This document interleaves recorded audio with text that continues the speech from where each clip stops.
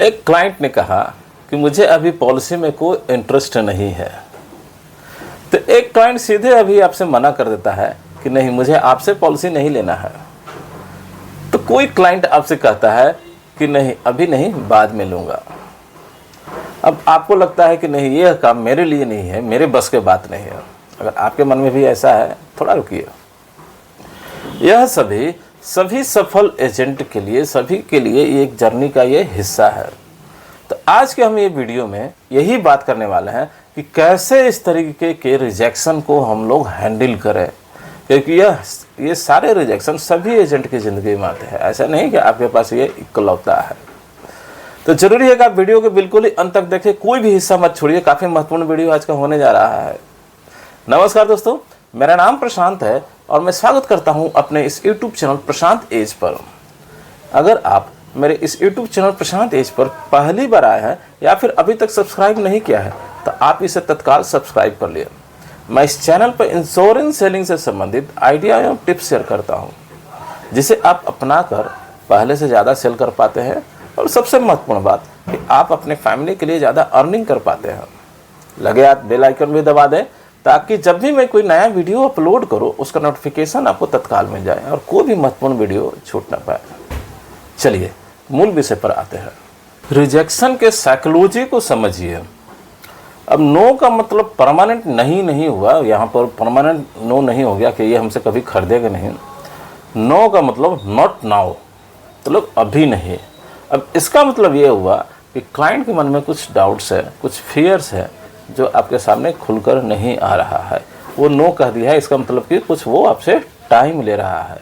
अब इस नो को आप पर्सनली नहीं ले, वो आपके प्रोडक्ट को या फिर आपके टाइमिंग को मना कर रहा है, आपको पर्सनली नहीं कर रहा, आपको नहीं मना कर रहा है। तो इसलिए इस नो को आप पर्सनली लेके उससे रिलेशन को ख़राब नहीं करना है।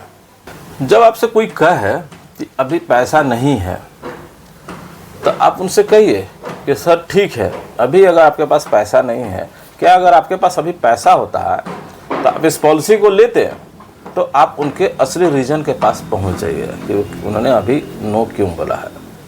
रिजेक्शन के ऊपर रिएक्शन नहीं बल्कि रिस्पॉन्ड कीजिए। जब आप क्लाइंट कहे कि ठीक है अभी नहीं, थोड़े समय के बाद करिएगा, तो आप उनसे कहिए कि ठीक है सर, मैं समझ सकता हूँ कि आप बिज़ी हैं, क्या अगले सप्ताह में आपको 5 मिनट के लिए डिस्टर्ब कर सकता हूँ। उनसे परमिशन लीजिए फिर अगले बार मिलने के लिए। उनको लगेगा कि नहीं, ये ज़बरदस्ती नहीं कर रहा बल्कि ये मेरे परमिशन से मुझे ये कुछ बता रहा है। तो लोग परमिट करना या परमिशन देना लोग ज़्यादा पसंद करते हैं।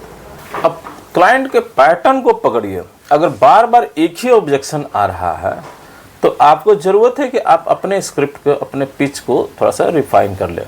जैसे कोई क्लाइंट कर रहा है, आपको बार बार एक ऑब्जेक्शन कर रहा है कि क्या मेरे पैसे सेफ है या कंपनी ट्रस्टवर्दी तो है ना, तो आप अपने पिच में ट्रस्ट फैक्टर को पहले से ही सम्मिलित कर दीजिए ताकि वो ऑब्जेक्शन उनसे उठने से पहले ही बता सके। इमोशनल इंटेलिजेंस बढ़ाइए।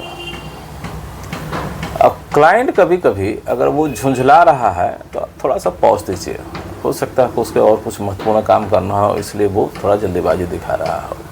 थोड़ा फ्रेंडली दिखने के लिए लाइट ह्यूमर्स का आप थोड़ा सा हंसी मजाक का भी व्यवहार ले सकते हैं, बट थोड़ा सा समय को देखते हुए और कंफर्ट लेवल को आप देखते हुए। फॉलोअप का मास्टर बनिए। सही तरीके से फॉलोअप आपको सेल्स का मास्टर बना सकता है। आप उनसे कह सकता है ठीक है सर, मैं समझ सकता हूँ कि यह समय आपके लिए ठीक नहीं है, बट मैं क्या 1 महीने के बाद या कुछ दिनों के बाद आपको दोबारा से फॉलोअप कर सकता हूँ। रिजेक्शन से डरे नहीं बल्कि उनका एक आप डेटा बनाइए। हर रिजेक्शन को लिख लीजिए कि इस क्लाइंट के पास मैंने किया तो इन्होंने इस तरीके से रिजेक्शन इन्होंने रेज किया, इन्होंने इस तरीके से बात किया, उसके बदले में आपने रिजेक्शन हैंडल कैसे किया, क्या जवाब दिया, उसका परिणाम क्या निकला। तो इसका एक डेटा आप तैयार करते जाइए। ये आपके अगले कॉल के लिए काफ़ी स्ट्रॉन्ग करेगा और अगले रिजेक्शन को आप पहले से तैयार कर सकते हैं। क्या आंसर आपके पास पहले से ही तैयार होते हैं। अमूमन कुछ ही 8-10 ही आपके पास रीजन होते हैं, क्लाइंट के या रिजेक्शन के रीजन होते हैं। तो डेटा भी आपको तैयार करिए। उनका डेटा में हाँ, अगर वो सर्विस होल्डर है तो उन्होंने क्या रिजेक्शन रेज किया, मैंने क्या आंसर किया, क्लोज हुआ तो ये क्लोज हुआ, कि कौन सा पॉइंट ट्रिगर किया। अगर बिजनेसमैन का है तो उसका अलग तरीके का थोड़ा सा रिजेक्शन आएगा। तो सबका एक डेटाबेस आप तैयार करते जाइए, आपको काफ़ी ये अगले कॉल के लिए और आपका एक डेटाबेस तैयार हो जाएगा और वो काफ़ी आपका मददगार होगा ये आगे के कॉल के लिए। वीडियो के अंत में 3 आपके लिए बोनस टिप्स है।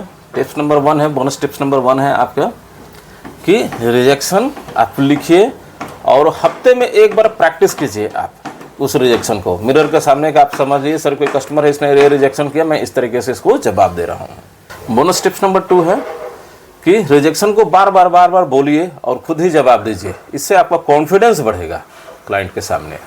तीसरा और अंतिम बोनस टिप्स है, माइंड को आप विजुलाइज कीजिएगा। क्लाइंट आपको यस बोल रहा है, शांत मन से बोलिए कि आप एक विजुलाइज कीजिए कि आप क्लाइंट के पास गए हैं और वो आपको यस बोल रहा है।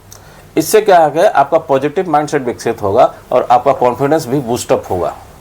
अगर यह जानकारी आपको वैल्यूबल लगी हो तो आप इसे लाइक करें, दूसरे एजेंट बंधुओं के साथ शेयर करें और इस चैनल को सब्सक्राइब करना तो बिल्कुल ही ना भूलें। इसी तरह के और वीडियो मैं आपके लिए लाता रहूँगा। मिलते हैं इसी तरह के और वीडियो में, तब तक के लिए धन्यवाद।